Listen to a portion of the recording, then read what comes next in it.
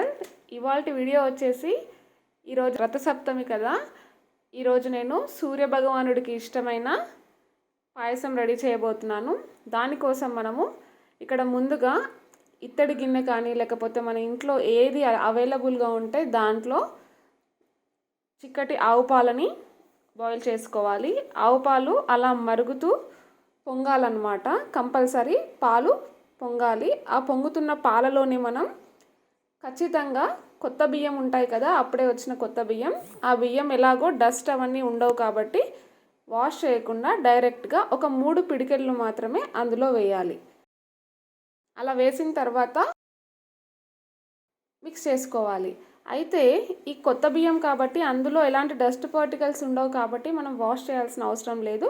ఇష్టమైతే కొంతమంది ఆవు నెయ్యిని ఆ కొత్త బియ్యంలో కలిపి రాస్తూ ఉంటారు, అలా కూడా చేయొచ్చు. పాలలో రైస్ వేసాం కదా, ఇప్పుడు రైస్ అంతా కలిసేలాగా మిక్స్ చేసుకోవాలి.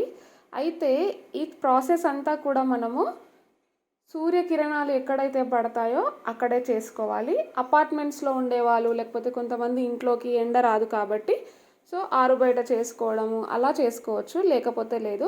కానీ సూర్యుడికి రథసప్తమి రోజు ఖచ్చితంగా సూర్యకిరణాలు పడే చోటే చేయాలి. యాక్చువల్గా అయితే కట్టెల పొయ్యి పైన పిడకలు ఉంటాయి కదా, మనం భోగి పండుగకు గొబ్బెమ్మలు చేస్తాము, ఆ పేడ అంతా ఎండబెట్టిన తర్వాత వచ్చిన వాటన్నిటిని తీసుకొని మంటలో వేసి వాటిపైన ఈ పాయసాన్ని ప్రిపేర్ చేయాలి యాక్చువల్గా అయితే. కానీ అవన్నీ ఇప్పుడు కుదరలేదు కాబట్టి ఇక్కడ సూర్యకిరణాలు లక్కీగా మా కిచెన్లో రెగ్యులర్గా పడుతూ ఉంటాయి కాబట్టి పాయసాన్ని నేను సన్లైట్లోనే చేస్తున్నాను. సో అది కూడా ఒక ఇంగ్రీడియంట్ లాగా సూర్యుడికి ఇష్టం కాబట్టి ఆ సూర్యరశ్మి అనేది ఖచ్చితంగా కుక్ అవుతున్న పాయసంలో పడాల్సిందే. అలాగే సూర్యుడి పూజ కూడా మనం సూర్యరశ్మిలోనే చేసుకోవాలి.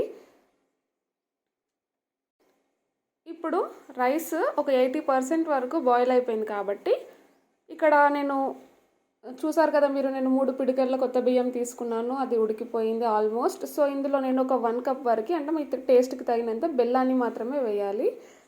బెల్లం వేసేసాను. దాన్ని కరిగేలాగా బాగా మిక్స్ చేసుకోవాలి.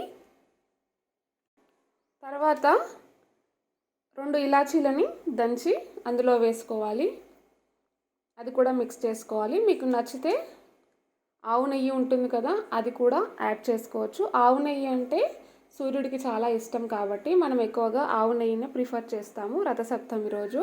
అలాగే దీపారాధన కూడా మనం ఆవు నెయ్యితోనే చేయాలి.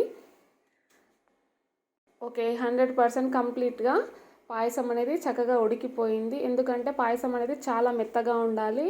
సూర్యుడికి పండ్లు ఉండవు కాబట్టి, పళ్ళు లేకపోతే నమ్మలేడు కదా, అందుకోసమని చాలా మెత్తగా ప్రిపేర్ చేసుకోవాలి. నేను ఒక చిన్న వెండి బౌల్లో దేవుడికి నైవేద్యం పెట్టడం కోసమని దానికి గంధం కుంకుమ బొట్లు పెట్టి పాయసాన్ని అందులోకి సర్వ్ చేసి సూర్య భగవానుడికి నైవేద్యం పెట్టేస్తాను. అంతేనండి, ఎంతో సింపుల్, చాలా టేస్టీగా యమ్మీగా ఉండే హెల్తీ రెసిపీ, సూర్య భగవానుడికి ఇష్టమైన రెసిపీ రెడీ.